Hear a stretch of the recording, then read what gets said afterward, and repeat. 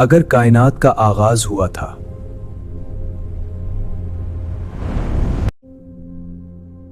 तो सबसे बड़ा सवाल पैदा होता है, इस सब को वजूद में किसने लाया?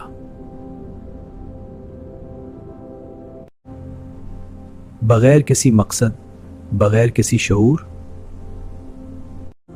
या उसके पीछे एक अजीम अकल है, एक ऐसा खालिक है जिसने हर चीज को तवाजुन दिया।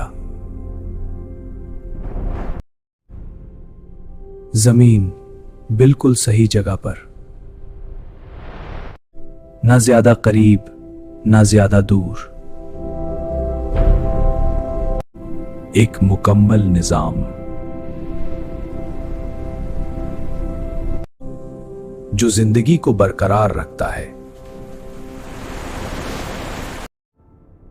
और फिर इंसान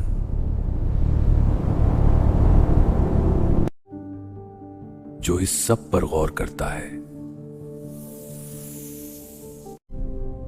क्या ये सब महज इत्तेफाक है? अगर एक छोटी सी चीज भी बदल जाए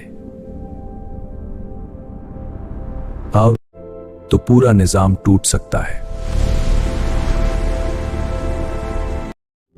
मगर कायनात में ऐसा नहीं होता। यह मुकम्मल तरतीब में है और हर तरतीब